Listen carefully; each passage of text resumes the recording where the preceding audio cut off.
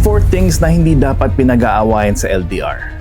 Dahil minsan, hindi lang third party ang sumisira sa relasyon, kundi ang sobrang pag-overthink. Para sa ito. Number 1, hindi agad nag-reply. May trabaho, may pagod, may sariling buhay din sila. Hindi lahat ng late reply ay kawalan ng pagmamahal. Number 2, hindi palaging mahaba ang usapan. May mga araw na ubos na ang energy mo. Minsan, ang tanong na, kumain ka na ba? Or, good night, mahal kita. Sapat na.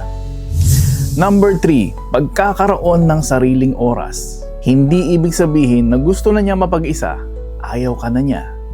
Healthy ang merong sariling hobbies at oras para sa sarili.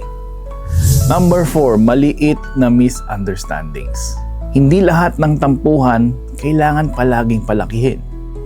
Minsan, mas maigi na ang pag-iintindi kaysa manalo sa argument. Tandaan mo to, sa LDR, hindi kayo magkalaban. Ang kalaban nyo ay distansya, pagod, at overthinking. Kaya piliin nyong magkaintindihan, hindi magpataasan ng pride.